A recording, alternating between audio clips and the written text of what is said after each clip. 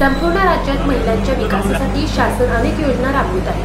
या सर्व योजनांच्या बाबतीत पहिल्याशी सुसंवाद करण्यासाठी मुख्यमंत्री एकनाथ शिंदे, उपमुख्यमंत्री देवेंद्र फडणवीस, उपमुख्यमंत्री अजित पवार, केंद्रीय क्रीडा राज्यमंत्री रक्षाताई खडसे, ग्रामविकास मंत्री गिरीश महाजन, मदत व पुनर्वसन मंत्री अनिल पाटील, जिल्ह्यातील खासदार आमदार उपस्थित राहणार असून हा कार्यक्रम मंगळवारी दुपारी 2:30 वाजता सागर पार्कवर होणार असल्याची माहिती पालकमंत्री गुलाबराव पाटील यांनी दिली।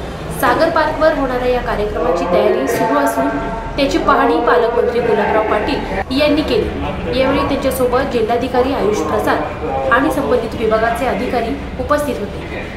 धन्यवाद।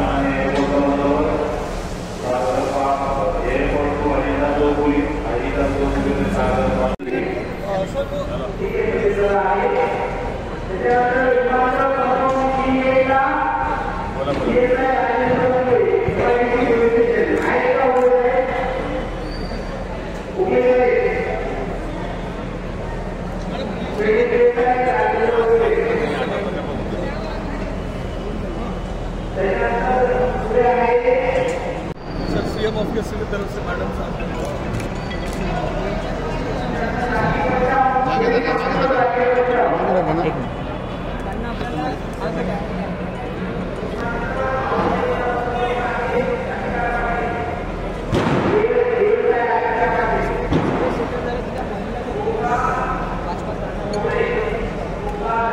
जनतेतलं मनातलं सरकार आलं आणि सर्व घटकाला न्याय देण्याच्या माध्यमातून मुख्यमंत्री साहेब असतील, उपमुख्यमंत्री देवेंद्र भाऊ असतील, आदरणीय अजितदादा असतील आणि मुख्यमंत्री शिंदे साहेब असतील यांच्या माध्यमातून प्रत्येक घटकाला न्याय देण्याचं काम, त्याच्यामध्ये आमची लाडकी बहीण योजना या माध्यमातून महाराष्ट्र मुख्यमंत्री साहेबांचा दौरा आहे, त्याच्यामध्ये दोघी उपमुख्यमंत्री साहेब येत आहेत। आम्ही त्यांचं मनपूर्वक स्वागत करतो आणि आमच्या माता भगिनींना विनंती करतो की आपण ह्या कार्यक्रमाचा यावं आणि आपण जर सर्वांनी फॉर्म भरले असतील तर स्वागत आहे, काहींचे फॉर्म राहिले असतील तर आपण लाडकी बहीण योजनेचे फॉर्म आपण भरून घ्यावे आणि या योजनेचा लाभ घ्यावा, कारण प्रत्येक आमच्या भगिनीला मदतीचा हात देण्याचं काम आमचे लाडके मुख्यमंत्री यांनी दिलेलं आहे आणि रक्षाबंधनाच्या निमित्ताने ही आमच्या भावांकडून भगिनीला एक भेट दिलेली मुख्यमंत्री साहेबांनी, म्हणून आमच्या भगिनींना या रक्षाबंधनच्या खूप शुभेच्छा देतो। पुन्हा आपल्या माध्यमातून आवाहन करू इच्छितो की आपण जास्त आमच्या माता भगिनींनी उद्याच्या कार्यक्रमाला यावं, कार्यक्रम बघावा, आपण स्वतःही फॉर्म भरा, आपल्या दुसऱ्या भगिनी राहिल्या असतील तर त्यांचाही आपण फॉर्म भरून घ्यावा। काही अडचणी असतील तर आमच्याशी संपर्क साधा, आम्ही 100% मदत करण्याचा प्रयत्न करू। जय हिंद, जय महाराष्ट्र। मामा भगिनी आहेत, ग्रामीण क्षेत्रातील आहेत किंवा काही अशिक्षित भगिनी आहेत, कष्टकरी आहेत, त्यांना तांत्रिक अडचणी येत आहे, तर तुमच्या माध्यमातून आमदार कार्यालय राजू मामांचं याच्या माध्यमातून काही सहकार्य होईल का, मार्गदर्शन होईल का? 100% त्यांनी आमच्याशी संपर्क साधला। आज सुद्धा आम्ही महापालिकेत मीटिंग घेतली, मग आमचे नामदार नेते गिरीश भाऊ असतील, नामदार पालकमंत्री गुलाबभाऊ असतील, आम्ही असू किंवा सर्व आमदार असतील, आम्ही 100% मदत करण्याचा प्रयत्न करतोय। स्वतः आमचे कार्यकर्ते, सर्व महायुतीचे कार्यकर्ते सुद्धा प्रत्येक गावामध्ये महापालिकेच्या क्षेत्रामध्ये सर्वांना मदत करण्याची भूमिका करत आहे। एक अर्ध्याला काही रेशन कार्डची अडचण असेल, आधार कार्डची अडचण असेल तर ती सुद्धा मदत करण्याचा प्रयत्न करत आहेत। भविष्यात असं जर कोणाला अडचण असेल त्यांनी आमच्याशी संवाद साधावा, आम्ही त्यांना 100% मदत करू। आज भाई हो गया क्या स्टार्ट?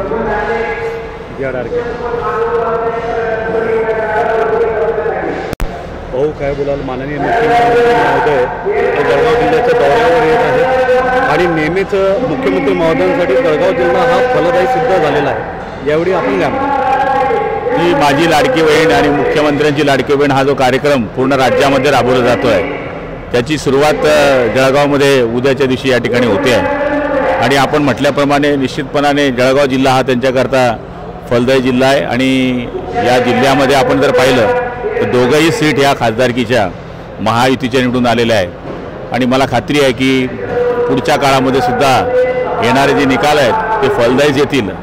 उद्याच्या दिवशी दुपारी 2:30 वाजता माननीय मुख्यमंत्री महोदय या ठिकाणी आणि आपल्या लाडक्या बहिणींना ते या ठिकाणी भेटून त्यांच्याशी संवाद साधणार आहेत। भाऊ आणि बहिणीचं सर्वोच्च प्रेमाचं स्नेहाचा सण म्हणजे रक्षाबंधन होय। या रक्षाबंधनानिमित्त माननीय मुख्यमंत्री आपल्या लाडक्या बहिणींसाठी काही ना काही विशेष घोषणा करणार आहेत। हे बघा, आपण जर योजनांचा विषय केला तर महिलांकरता ज्या योजना या सरकारने केल्या आहेत त्या मागच्या काळात कधी झालेल्या नाही। खास करून मुलींना मोफत शिक्षण असेल, महिलांना अर्ध्या एसटीमध्ये प्रवास असेल, मुली जन्माला आली तर तिला या ठिकाणी 1 लाख रुपये ती 18 वर्षाच्या होईपर्यंतचा विषय असेल। त्याचबरोबर लाडकी बहीण ही जी योजना आहे त्याच्यामध्ये दर महिन्याला 1500 रुपये असेल। जे लोक वृद्ध आहे, महिला पुरुष, त्यांच्याकरता 4 धाम करण्याचा विषय असेल, ह्या सगळ्या गोष्टींचा जर विचार केला तर माननीय मुख्यमंत्री महोदयांनी पुरुषांबरोबर महिलांना आणण्याकरता आणि त्यांचं जीवन उंचमान करण्याकरता हे सुंदर असे निर्णय घेतले। देशाच्या पातळीवर महिलांना मोफत शिक्षण देणारा, मुलींना मोफत शिक्षण देणारं हे पहिलं सरकार आहे। त्यामुळे मला तरी असं वाटतं की महिलांकरता जे करता येईल ते करण्याचं काम माननीय मुख्यमंत्री आणि उपमुख्यमंत्र्यांनी केलेलं आहे। विधानसभेची निवडणुकीला हे बघा, प्रत्येक गोष्टीला प्रत्येक वेगळे अर्थ लावले जातात। या ठिकाणी कुठली योजना आणली तर मग ती निवडणुकीच्या तोंडावर आणली, कुठली योजना नाही आणली तर मग ती का नाही आणली। आमचं म्हणणं हे आमची सद्विवेक बुद्धी आहे, आमचं मन स्वच्छ आहे। याच्यापूर्वी ज्या योजना आणल्या त्या काय निवडणुका पाहून नाही आणल्या। बहिणीला अर्ध तिकीटमध्ये जेव्हा एसटीमध्ये दिली तेव्हा काय निवडणूक नव्हती, मुलींना मोफत शिक्षण केलं तेव्हा काय निवडणूक नव्हती। योगायोग असा आहे ही योजना येणे, पण ही योजना आल्यानंतर 3-4 महिन्यांनी निवडणुका लागणे याचा अर्थ असा होत नाही। महिलांच्या ज्या जीवनाची काळजी या सरकारने केलेली आहे, 1.5 लाख रुपये या ठिकाणी आपल्याला विलाज करता लागणारे पैसे जे होते त्याची 5 लाख या सरकारने केले आहे। या सगळ्या योजना जर मुख्यमंत्र्यांच्या पाहिल्या तर प्रत्येक घटकापर्यंत जाण्याचं काम त्यांनी केलेलं आहे। साधारण किती लोक येणार? आमचा अंदाज आहे की 40,000पर्यंत लोक यावेत। शिवसेनेची ताकद जळगाव जिल्ह्यात सर्वाधिक आहे आतापर्यंत पाहिलं असतं, म्हणजे भविष्यात ही ताकद वाढवण्याच्या दृष्टीने जेवढी आहे ती राखण्याच्या दृष्टीने एकच आमदार वाढवायचा आहे, ताकद तेवढीच आहे। लोकसभेमध्ये महायुतीला महाराष्ट्रात अपेक्षित असं यश मिळालेलं नव्हतं, पण जळगाव जिल्ह्यामध्ये मात्र भरभरून मतदान झालेलं महायुतीला। आता मुख्यमंत्री महोदय येतील तर हा एक बूस्टर डोस होईल, एक मास्टर स्ट्रोक होईल असं वाटतं आपल्याला। हे बघा, या ठिकाणी जर आमची कामगिरी बरोबर राहिली नसती, आम्ही लोकांमध्ये या ठिकाणी राहिलो नसतो तर या ठिकाणी आमच्या जिल्ह्यामध्ये त्या 2 सीट्स लागल्या त्या लागल्या नसत्या।